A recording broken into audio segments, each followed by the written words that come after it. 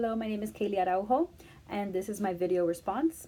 After reading the chapter and looking through Dr. Todd Risley's video, I thought that there was many important factors that we have to look at as educators. I was able to get that it didn't really matter what socioeconomic status you were coming from.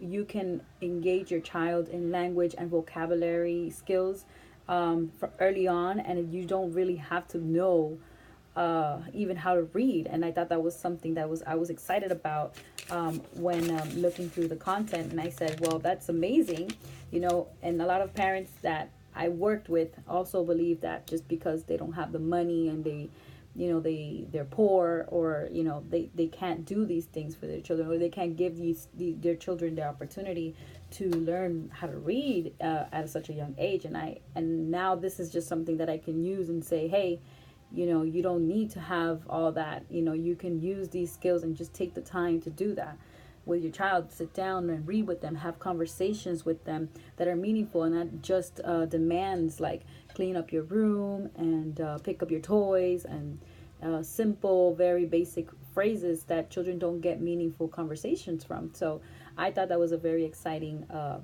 factor. Something that did worry me, though, was the fact that children don't really get talked to, and it's more of a business talk, like Dr. Todd said. And I think that as adults, we get so worked up in trying to get things done, and we forget that we have little ones that are just absorbing everything that we say, everything that we do. And if we are continuously doing the command and business talk, then that's what they're going to be doing, and the cycle will never end. Like, it'll be a continuous cycle that we can never unless we do something about it now, and I think that we should encourage parents to do these things. And something that I think is a need to figure out is, how can I, as an educator, assist these families in trying to get them to see, because it's hard to break habits, and I know that, and it's hard to change parenting styles and try to move that around, as a lot of these parents in low income communities don't really have long hours of work, or they're always constantly doing something, and we have to see how we can address this particular, at least for now. I mean, we could address all different kinds of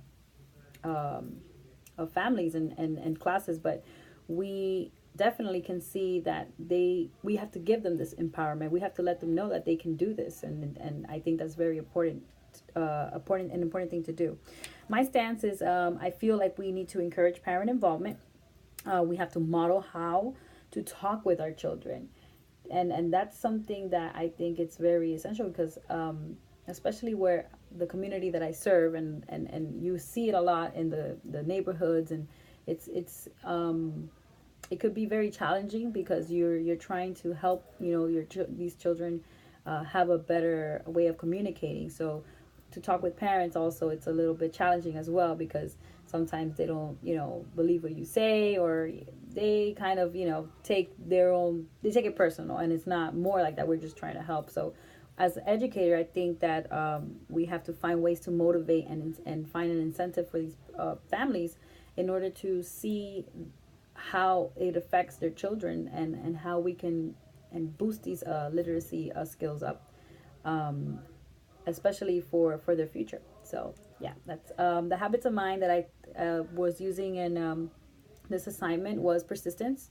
I think that to watch the content, to go look through the content, was a little bit, it could be tedious, but if you're persistent with it, then I think that you're going to be able to accomplish the goal. And also finding the clarity of the whole information that we're looking at, and making sure that I am giving my valid response to the content. And lastly, posing questions and thinking about questions. And there was something that happened to me while I was doing this assignment, was thinking about what I can do as an educator now that I am working in a preschool. How can I motivate parents to really see this dance, especially now that the school year is coming up?